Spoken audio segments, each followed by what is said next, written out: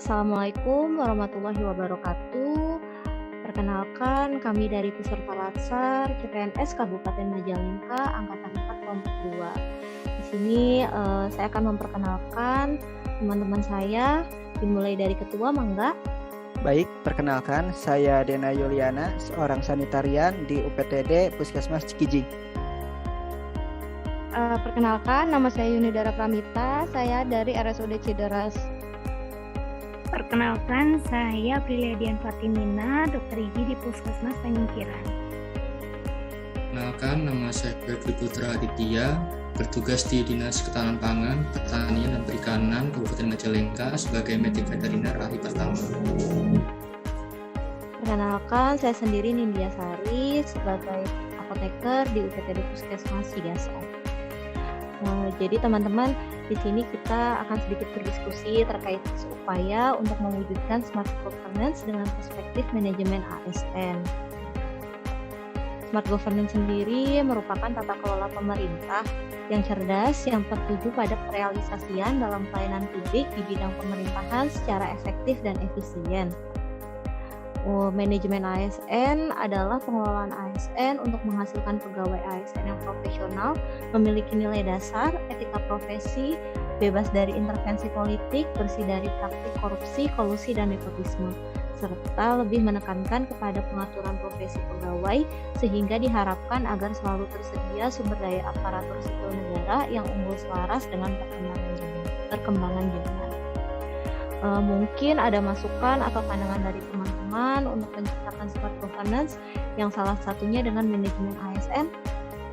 Ya, saya mungkin sedikit membahas ya tentang disiplinan isu ini sesuai dengan kebutuhan kita sebagai pelaksana kebijakan pemerintah. Isu keterlambatan masuk kerja, ya walaupun sekarang di Majalengka sudah ada aplikasi Japonteri, apalagi sekarang absensi melalui aplikasi tersebut mempengaruhi kinerja kita sebagai ASN dan di instansi karena terintegrasi juga ke aplikasi Sirancage untuk mengisi kegiatan harian yang kita lakukan sebagai ASN. Mungkin ada lagi? Ya, saya mau menambahkan, mungkin pada beberapa kasus ada yang datangnya tepat waktu, tetapi pada saat pengisian aplikasi dia terlambat melakukan pengisian aplikasi. Nah, biasanya itu pada beberapa orang yang usianya sudah di atas 45 tahun atau sudah sepuh lah gitu ya. Nah, rata-rata ASN senior ini bisa dibilang gaptek. Jadi dia itu tidak bisa mengoperasikan aplikasi tersebut sehingga jadi si kinerjanya itu di Sirancage dia tidak memenuhi dari batas minimal jam yang seharusnya 114 jam karena mereka terbiasa aplikasi manual, jadi mereka nggak terbiasa menggunakan aplikasi lewat HP itu. Ada yang mau menambahkan? Izin menambahkan ya, selain faktor gaptek, terdapat juga faktor teknis yang mempengaruhi seperti masalah sinyal dan lokasi yang tidak akurat. Mungkin yang lain? Tadi kan sudah dibahas tentang isu kedisiplinan. Di sini saya akan sedikit menyinggung isu terkait KKN dalam instansi pemerintahan. Mungkin banyak nih isu-isu di masyarakat yang bertebaran terkait KKN ini. Bahkan ada juga di lingkup yang lebih spesifik, yaitu di lingkup kerja kita, di instansi kita. Mungkin aja ada ketidakterbukaan terkait pengelolaan keuangan. Mungkin mau nambahin sedikit ya, kalau isu KKN yang biasa terjadi di instansi puskesmas itu mungkin karena belum adanya pembayaran jasa dari medisnya itu di satu pintu gitu, belum ada kasir. Jadi biasanya penarikannya pada bagian polikliniknya masing-masing, unitnya masing-masing. Nah itu kalau petugasnya memang sengaja curang, bisa aja dia ngambil jasa pelayanannya tuh dari situ. Jadi tergantung petugasnya sih, tapi ya nggak semua instansi ya. Mungkin di instansi teman-teman udah pada pakai kasir ya, jadi ya mungkin lebih aman ya kalau dari segi pelayanan seperti itu. Mungkin sih nggak semuanya ya. Mungkin ada yang mau menambahkan? Selanjutnya mungkin isu yang saya angkat ini salah satunya tentang kode etik.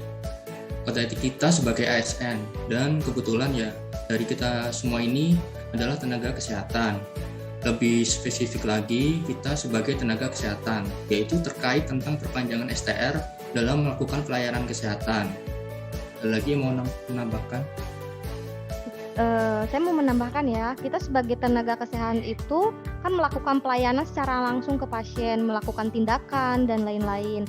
Nah, kalau menurut perundangan-undangan itu, tenaga kesehatan yang melakukan pelayanan langsung ke pasien wajib memiliki STR dan SIP. Dan ketika kita memiliki STR dan SIP ini, hak kita juga sebagai tenaga kesehatan terlindungi. Jadi STR dan SIP ini merupakan syarat wajib di tempat praktek dimanapun kita berada. Ada yang mau menambahkan? Mungkin isu ini aja yang kita angkat sebagai isu paling krusial. Setuju nggak? Boleh, Kang. Ya udah ini aja ya. Berarti dari diskusi ini saya tarik ada kesimpulan dari 3 isu yang diutarakan tentang kedisiplinan, KKN, dan kode etik ASN. Yang isu yang akan kita ambil itu kode etik kita sebagai ASN, tenaga kesehatan yang melakukan pelayanan publik, dan apapun tindakan yang kita lakukan itu wajib memiliki SIP dan STR dan SIP sebagai bentuk perlindungan. Barangkali ada yang ingin menambahkan, Teh? Mungkin saya mau menambahkan, artinya kita akan membahas tidak punya SIP ya, atau tidak memperpanjang SIP atau STR gitu. Nah, itu kan STR dan SIP itu kan adalah bukti tertulis ya dari pemerintah untuk tenaga kesehatan bahwa dia berkompeten dan dia boleh berpraktek di situ. Seperti yang di Teh Yuni bilang tadi, wajib punya STR.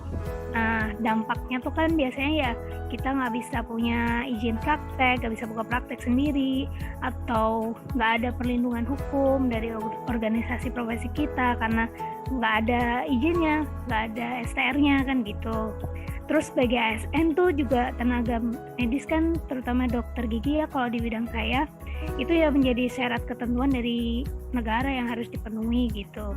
Kalau kendalanya sendiri dari dokter gigi di Majalengka itu dari faktor dokter gigi sendiri sebenarnya karena mungkin sering lupa atau kurang memperhatikan dari masa berlaku STR-nya kalau udah mau habis. Nah, biasanya kan ada kantor kesekretariatan yang membantu, tapi di Majalengka tuh belum ada. Jadi kita harus mandiri gitu. Kemudian juga dari ketidak ada bantuan dari pegawai administrasi di organisasi profesinya itu, kita jadi harus melangkah sendiri, jadi ngumpulin surat rekom sendiri untuk memenuhi perpanjangan STR itu. Walaupun sudah dipermudah di Google Form, cuman sosialisasinya pun kurang, jadi kadang berbentrok dengan jadwal kita, jadi nggak sempat gitu. Terus ada lagi yang karena kurang terpenuhinya sistem kredit profesinya. Biasanya kita dengan seminar yang teori bisa dapat 3 poin secara offline, karena pandemi menjadi 1 poin saja, atau juga karena yang banyak dari baksosnya kayak yang penunjangnya pengabdian masyarakat itu juga menjadi berkurang karena pandemi kemarin. Jadi ada beberapa yang belum terpenuhi dari persyaratan sistem kredit profesinya. Itu sih kalau dari bidang saya dokter gigi. Mungkin yang lain? Kalau di instansi saya sih mungkin belum ada tim khusus ya untuk membantu mengingatkan rekan-rekan yang STR atau SIP-nya akan habis waktu. Akan tetapi biasanya Hak5 Majalengka selalu mengingatkan setiap perawat koordinator bulanan atau dalam forum grup di media sosial. Terus suka ada juga tuh secara kolektif untuk membuat dan memperpanjang STR. Jadi kita tinggal mengumpulkan berkas persyaratannya. Untuk STR dan SIP sangat penting sih, cuman mungkin terdapat beberapa kendala dalam perpanjangan STR, seperti tidak memenuhinya angka kredit. Dan mungkin itu juga menjadi kendala umum atau orang-orang lain pun sama seperti saya gitu. Mungkin di instansi yang lain gimana? Kalau untuk kefarmasian sendiri ya Kang ya, kan di Undang-Undang Nomor 36 Tahun 2011 itu tentang tenaga kesehatan dibahas tenaga kefarmasian itu terdiri dari apoteker dan tenaga teknis kefarmasian. Mungkin kalau dari profesi apoteker sebenarnya beberapa tahun terakhir ini sudah sangat terbantu untuk proses perpanjang ataupun pembuatan STR dengan website yang namanya Siap. Itu sudah terintegrasi di seluruh PC di Indonesia. Apalagi dalam proses peningkatan kompetensinya pun baik apoteker berpraktik atau yang sebagai pengajar pun sudah dapat pembagian kompetensinya. Mungkin khususnya saya sebagai apoteker yang berpraktik itu kan memiliki 150 angka kredit atau SKP yang dikumpulkan.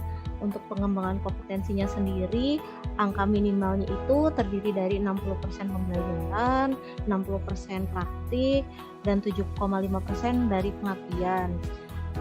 Sama ini sih Kang, kayak udah mulai banyak webinar yang masuk yang terintegrasi angka kreditnya ke dalam website tersebut, jadi sangat memudahkan.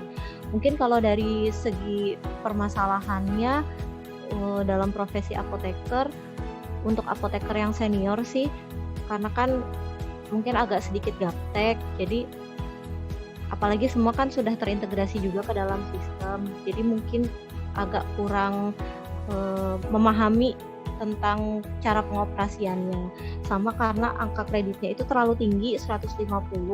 Banyak juga apoteker yang ketika dalam proses pengajuan atau perpanjang STR itu angka kreditnya tidak cukup, dan biasanya waktu pengajuannya itu sangat mepet dengan masa berlakunya. Harusnya kan itu minimal 6 bulan ya proses pengajuan STR. Karena kelupaan atau keenakan nanti menunda, akhirnya tiba-tiba 1 bulan lagi nih, itu kan terlalu mepet. Jadi agak permasalahannya di seputar situ sih. Barangkali ada yang menambahkan dari instansi lain, Kang Teteh? Kalau dari instansi saya sendiri, saya kan sebagai ahli pertama dokter di RSUD Cideras. Nah, kalau di RSUD Cideras itu kita sudah memiliki komite-komite. Jadi kayak misalkan komite medik itu untuk dokter, komite keperawatan untuk perawat, sama komite tenaga medis yang lain. Jadi bisa bidan, terus ada dokter gigi, ada laborat dan lain-lain.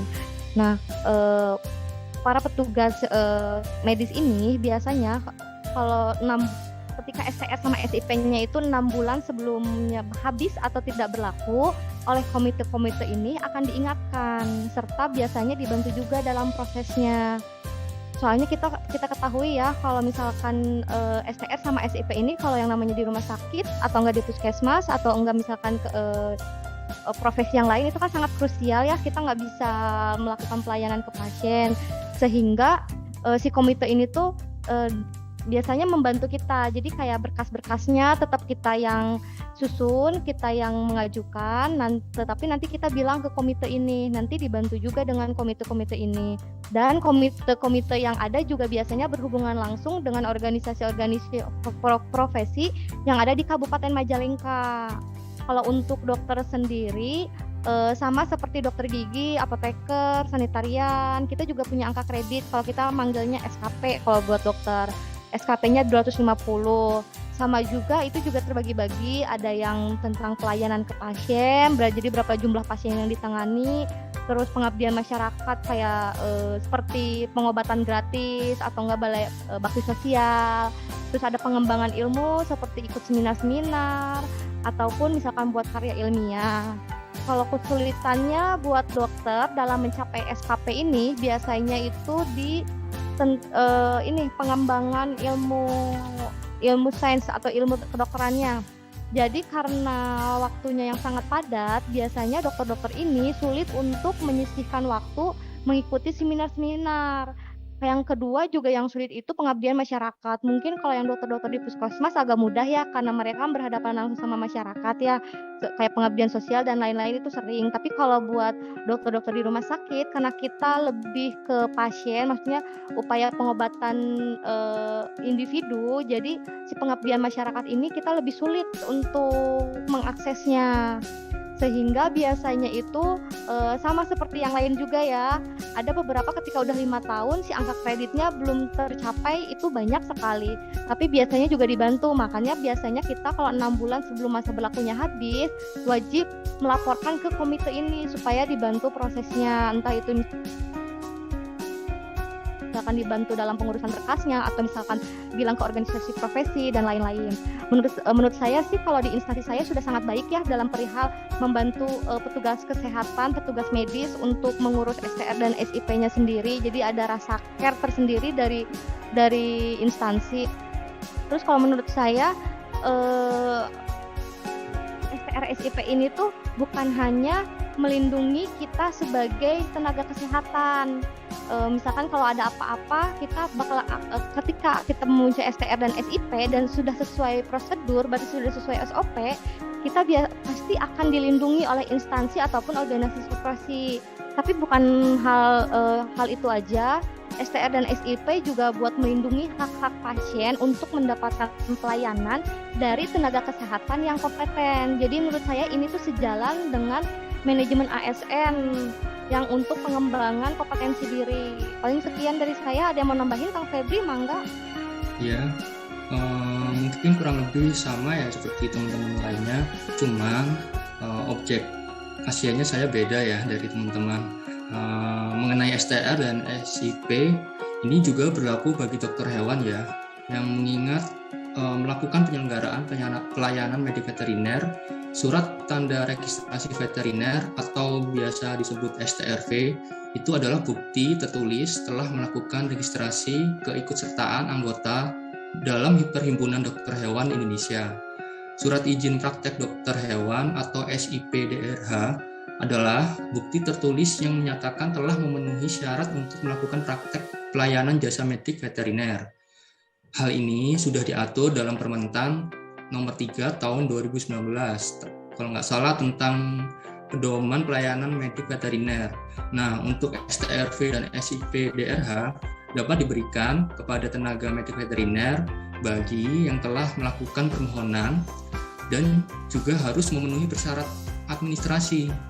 Nah, pelayanan jasa medik veteriner dilakukan pada unit pelayanan kesehatan hewan.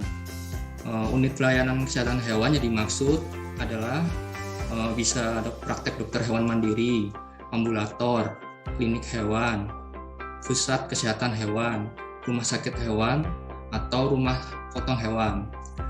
Nah, pada saat ini itu masih ada sebagian ya tenaga medik veteriner yang belum menyertakan atau memiliki STRV dan SIP. Menurut saya seharusnya dokter hewan yang mempunyai jabatan medik veteriner itu harus tetap menyertakan atau memiliki STRV dan SIP supaya ada perlindungan hukum tenaga medik veteriner dalam melaksanakan tugasnya. Mungkin hanya itu yang bisa saya utarakan. Dari diskusi kali ini berarti kita dapat menarik kesimpulan, yaitu pentingnya kesadaran individu sebagai kita sebagai tenaga kesehatan, serta adanya koordinasi dengan komite dari instansi terkait masa berlaku STR atau SIP. Kemudian menegakkan sistem pengawasan kepada tenaga kesehatan baik dari instansi, organisasi profesi ataupun pemerintah dengan memberikan sanksi kepada tenaga kesehatan yang tanpa perizinan, melakukan tindakan tanpa perizinan. Misalkan seperti adanya pembinaan dari dinas kesehatan mungkin atau dari organisasi profesinya, atau pencabutan SIP untuk STR yang sudah habis. Mungkin kita tutup saja diskusi kali ini.